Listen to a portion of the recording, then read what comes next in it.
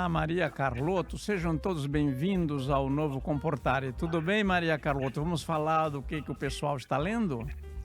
Olá, professor. Olá, queridos ouvintes, aqueles que nos acompanham. Vamos trocar aí algumas opiniões, algumas ideias sobre os livros, professor? Então, ontem eu conversava com um dos meus editores e ele dizia alguns dados curiosos. Ele trouxe para a conversa alguns dados curiosos que eu trago aqui para nós. Você passa numa livraria e vê o livro na vitrine, como às vezes a gente faz. Mas às vezes, como ocorre com outros produtos, você vê o livro e faz a compra pela internet. Então, cerca de 80% dos livros não são mais vendidos em livrarias. Eu fiquei curioso de te perguntar, a gente conversar, o que será que as pessoas estão lendo? Será que elas estão voltando também a uma leitura que foi fundamental nas gerações passadas, a ponto de o Legião Urbana, por exemplo, ter gravado, né, uma letra que alude a uma epístola de São Paulo, que ficou uma música, um clássico da música popular brasileira, não é? A gente está falando de Monte Castelo, não é mesmo? A música que traz ensinamentos, que traz uma passagem bíblica e que até mesmo aqueles que não têm o hábito de ler a Bíblia acabam reproduzindo, porque a letra é muito bonita, assim como várias outras músicas que são compostas através de partes de livros, né? Quantas músicas nós cantamos sem saber que elas são tiradas ou são inspiradas na literatura? Sim, Carol, uma outra coisa, eu chamo a doutora Maria Carlotto de Carol, como as pessoas já perceberam no coloquial, espero que ela me perdoe, e queria trazer também um outro comentário sobre esta letra, porque minha filha ouvia muito esta música quando adolescia. A gente dá uma olhada nas letras daqueles anos, isto faz mais de 20 anos, e compara essas letras com as letras de hoje.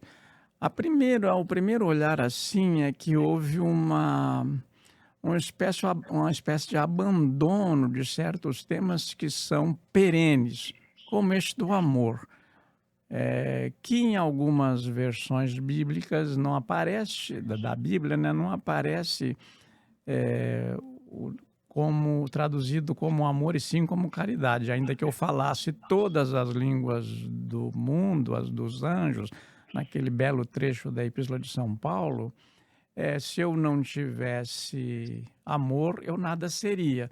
Só que eu estive cotejando algumas traduções e, em vez de amor, se substitui por caridade. O que você tem a dizer sobre assim, não só o lugar em que você está percebendo que a música está ocupando na cabeça das pessoas e se tem algum vínculo com o ato de ler, Carol? Você está num ambiente privilegiado, você é professor universitário, é advogado. Os advogados, os juízes, os promotores, esse universo do direito está fazendo os vínculos com os livros que eles deram formação? Essa vinculação, ela acaba acontecendo, infelizmente, essa percepção da importância da leitura dos clássicos, não só dos clássicos do direito, mas os clássicos da literatura brasileira, da literatura estrangeira, é percebido mais adiante. Cada dia mais cedo, os jovens estão adentrando na faculdade. E um adolescente de 17, 18 anos que começa um curso de direito e no primeiro semestre ele já se depara com filosofia do direito, aonde ele vai estudar a importância das teorias que deram origem ao direito, as teorias, os direitos humanos. E quando ele tem que ler Hans Kelsen, quando ele tem que ler Robert Alexi, aquilo se torna tão chato, tão enfadonho, que ele não percebe a importância disso para a formação dele como profissional. E também não só como profissional, mas como ser humano, como pessoa naquele universo onde ele está inserido. Então, Mas, mais adiante, quando do exercício da nossa profissão, tudo isso acaba tendo que ser revisto, porque complementa a formação do profissional, principalmente da área do direito. É preciso ter experiências, é preciso entender o que já aconteceu e o que já foi feito para se chegar à aplicação do direito de forma justa. E os clássicos acabam trazendo isso. Hoje, as canções do amor, caridade, né, caritas, como o professor disse, ele é visto de outra forma. O amor, ele tem as várias facetas. O amor dos filhos, o amor dos amigos, o amor entre as pessoas, o amor que tem a chama, o amor que se traduz apenas nas relações pela internet, mas ele tem várias facetas de amor. E o amor que se canta hoje, o amor que se escreve hoje, ele é mais um amor carnal, ele é aquele amor que vende, porque antes ele era proibido e agora com a liberação, com a liberdade sexual, com a igualdade dos direitos entre homens e mulheres, se explora muito mais isso, se aflora muito mais isso.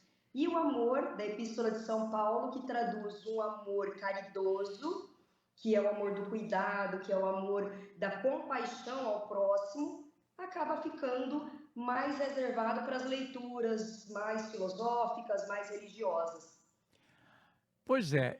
E no caso dos clássicos, que sempre foram assim, ninguém errou, né, na formação, ali nos anos de formação, em ler os clássicos, será que eles não estão eh, abandonados?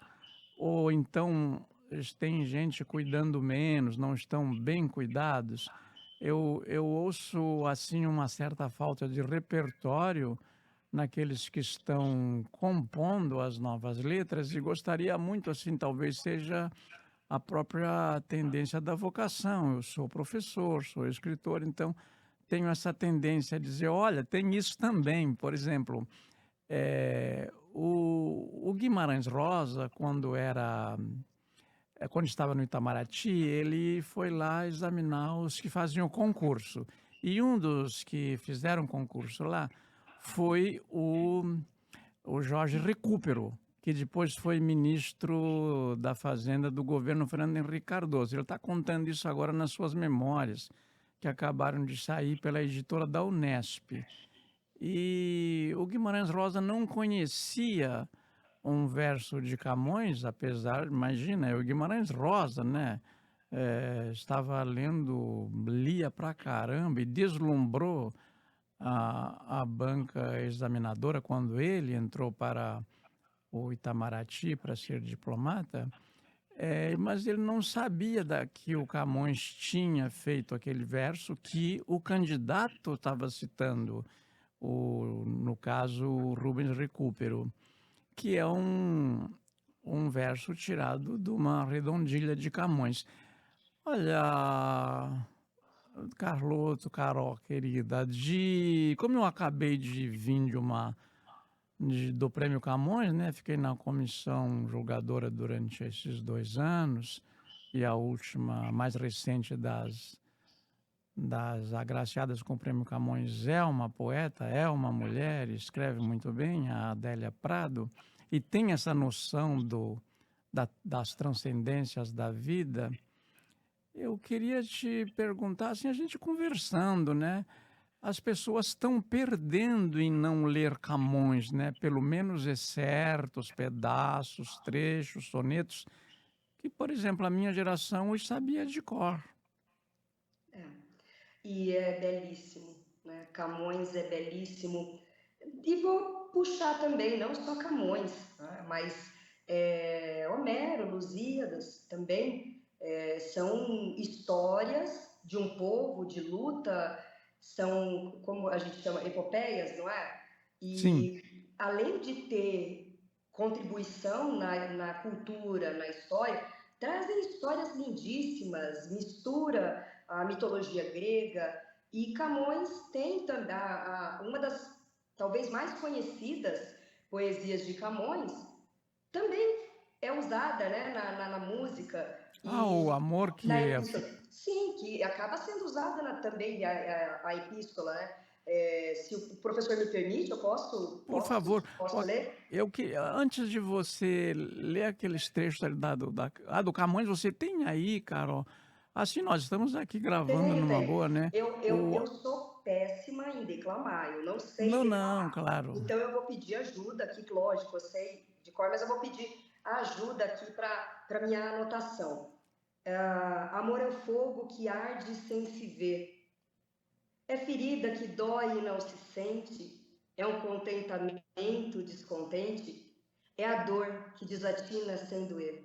Olha, só esses versos aqui já servem de conforto e de, assim, convite para as pessoas verem que antes, que onde é que a Legião Urbana foi buscar essa letra, né? Sim. Foi buscar no Camões. E onde é que o Camões foi buscar, não é? O renascentismo E todo, né?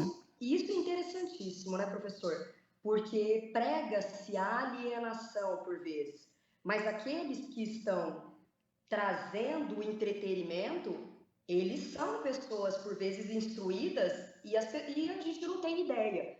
A parte dessa poesia, para mim, que é mais importante, é a parte que fala que é estar-se preso por vontade, é servir a quem vence o vencedor, é ter com quem nos mata a lealdade, tão contrário a si é o verdadeiro amor. Então, Olha, essa parte para mim é muito importante. Né? O que é o casamento se não estar-se preso por vontade? eu estou notando aqui que ao você recitar os versos do Camões que a Legião Urbana gravou, até o nosso técnico aqui, o Bento, começou a sacudir a cabeça, concordando, quer dizer, já está tocando aqui no estúdio. Acho que foi muito oportuno, Carloto, como sempre, você trazer à lembrança coisas que as pessoas, que de repente surgem nesta nossa conversa, mas eu queria porque o Camões, eu acho que ele anda meio esquecido.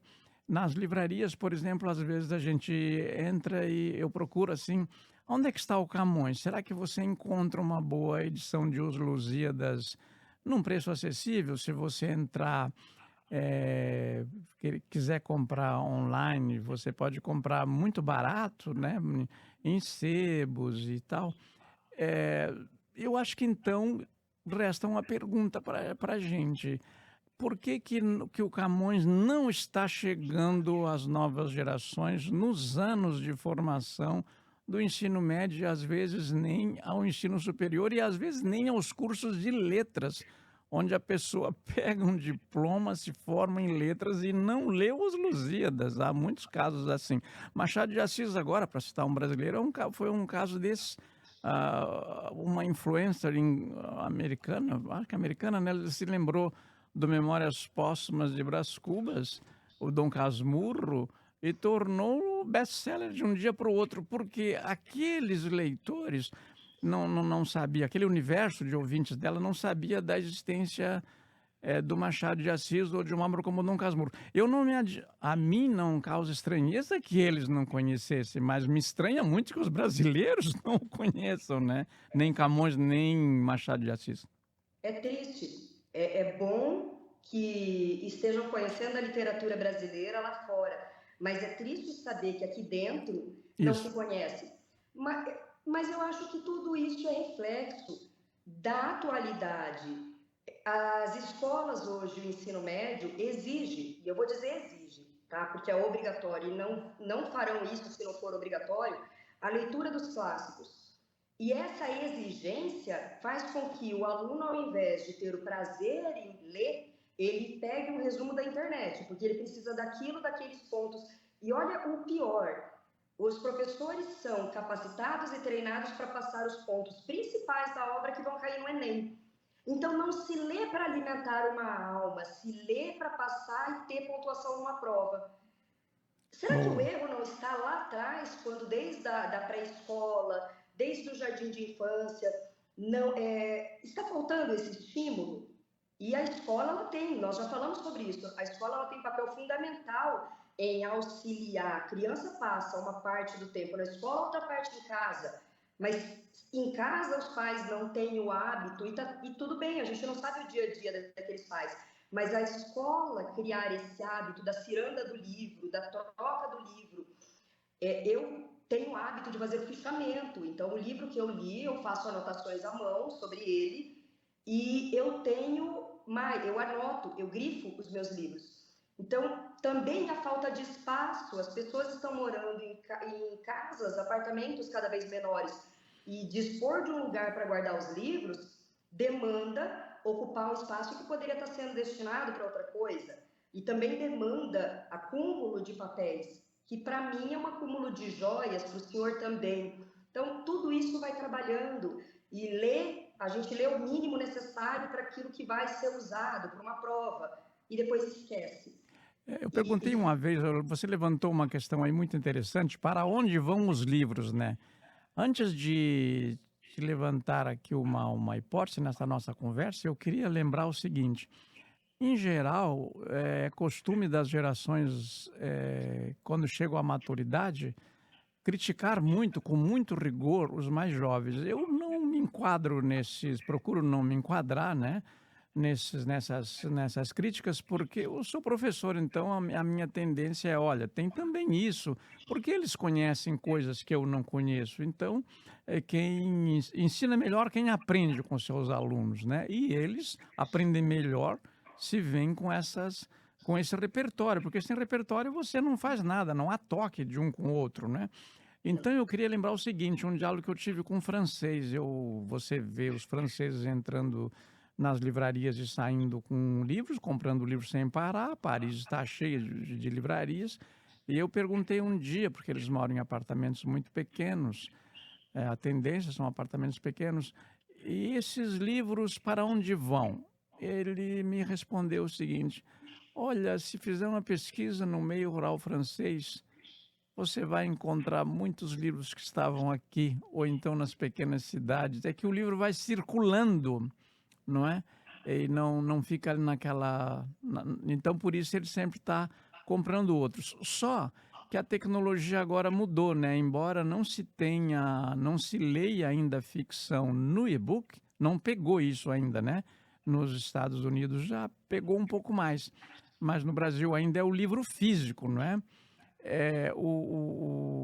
A Lígia Fagundes Telles, por exemplo, não gostava da expressão que eu vou usar agora, que é o hábito de ler, né?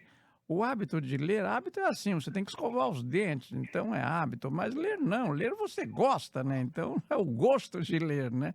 Este gosto de ler persiste, mas eu acho que eles estão lendo em outro lugar, né? Fica mais fácil para carregar. Eu não gosto. Eu prefiro o livro. O toque do livro, as letras. Eu acho que o livro ele é um complemento. O livro ele é toda uma estrutura. E para isso, comprar livros de bons autores e de boas editoras também faz parte. Você pegar um livro com uma formatação ruim, uma letra ruim, um papel ruim, já desanima, já torna cansativo. Agora, quando você pega um livro que foi bem editado, que tem uma sintonia com aquilo que está dentro dele, é mais gostoso. Mas ter um notebook, um celular, um Kindle, onde você carrega para todos os lados, facilita muito. As pessoas, então, estão preferindo isso e não ocupa espaço. Eu prefiro os livros digitais para a área do direito. Então, como o direito ele muda muito o tempo todo, quando eu preciso comprar livros de direito, eu compro eles de forma virtual, porque, Para consulta é infelizmente, melhor, né? isso, para consulta é melhor. E, infelizmente, nós nos deparamos com uma situação. As empresas que fazem a reciclagem de papel, o valor é tão barato, o papel ele tem um valor tão pequeno que eles nem, mesmo que você dê para eles esses livros, eles não vêm buscar, porque não vale a pena se deslocar. Então, você tem que levar até lá. Acaba ficando um acúmulo. Já os livros de parte intelectual, eu compro muito livro de receita, esse sim eu guardo. Eu quero aproveitar, professor, antes que eu esqueça, aqueles que tiverem livros clássicos, que tiverem os livros que estão em bom estado e que não tenham onde guardar, que querem passar, querem dar o prazer e levar alegria a outras pessoas que não podem ter acesso ou não estão tendo acesso, que façam a doação para as bibliotecas do Rio Grande do Sul, para que elas possam ser reestruturadas. Então, aquela pessoa que não tem, está guardando aquele livro e não tem mais o que fazer com ele, por exemplo, livros, Barça, aquelas coleções que a gente acaba precisando para a escola, apesar de que tem a internet, mas que possam fazer essas doações, que deem uma destinação adequada para esse material, que será muito bem usado. Então, que se lembrem que o Rio Grande do Sul está reestruturando as suas bibliotecas novamente. Muito bem lembrado, Carol, este estímulo a que se adira, né, a essas campanhas. Tem gente recolhendo livros em vários estados, né? E vamos fazer esses livros chegar ao Rio Grande do Sul, sobretudo se tratando do Rio Grande do Sul, que é um dos estados que mais lê no Brasil, proporcionalmente, sempre foi pela tradição dos jornais, das escolas e das igrejas que tinham seminários e tal, eram sempre locais de leitura. Como o programa está, o nosso espaço está chegando, nosso tempo está chegando ao final, eu queria apontar para uma outra coisa que mudou no hábito de ler, que no caso é hábito mesmo, você chegar e recolher o jornal na porta da sua casa, que eu fiz isso durante décadas. Agora você não. Quando passou a chegar o jornal impresso, com as mesmas notícias que você tem online, daí você acabou de dispensar o qual? O impresso. Então, os jornais passaram até hoje na circulação impressa 10% do que tinham, aqueles que sobraram. E então nós estamos num dilema, não é? Aquelas pessoas que estão dirigindo esses jornais querem repetir no jornal impresso aquilo que você encontrará de toda forma online, daí não dá, né? Só se for uma outra coisa que só está ali, não é? Então os jovens estão lendo, quem lia está lendo, o velho ou novo, quer dizer, de média idade, idoso, adolescente, quem gosta de ler está lendo, mas está lendo em outros lugares, na telinha do celular, no Kindle, né? Agora, ler, como você disse, o livro como companhia, como entretenimento, daí é preferível que seja o impresso. Para concluir da minha parte, Carol, me despedir de você, eu queria dizer o seguinte, fica com o tempo que você quiser, que eu sou grato a você, a eu não ter mais que pagar excesso de bagagem nas minhas passagens aéreas, quando eu tinha que levar livros para pesquisar um assunto, pelo gosto de ler, eu leio alguns autores todos os dias, tinha que levar nas malas. Agora não, agora eu levo num aparelho pequenino, né? O Kindle tem, sei lá quanto é que tem os meus, um acesso a uns 300 mil, quer dizer, né? É incrível, não é nem questão de quantificar, né? Então, muito obrigado a você, muito obrigado a quem nos acompanhou até aqui. Nós voltaremos com coisas mais práticas e outras revelações sobre o povo do livro em programas a fazer. É isso aí, professor. Eu ainda não tenho Kindle. Vou ter que me dobrar, terei que me dobrar a essa tecnologia. Gosto muito de levar livros comigo.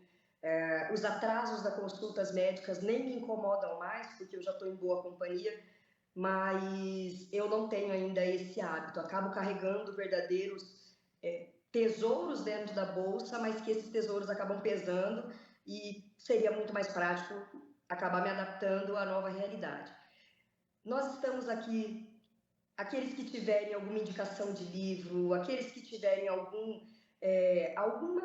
comentário ou algo que gostaria de saber sobre algum livro, alguma curiosidade, o nosso programa é para isso, é para tentar trazer de volta o diálogo, a troca de informações, a troca de alegria entre nós que estamos aqui, apesar de estarmos em lugares diferentes, mas essa sintonia deliciosa, professor, Obrigada por mais um programa e que vocês também possam participar, possam interagir conosco, dizendo se vocês mudaram o hábito da leitura ou se vocês descobriram o prazer da leitura e como vocês estão fazendo isso nos dias de hoje.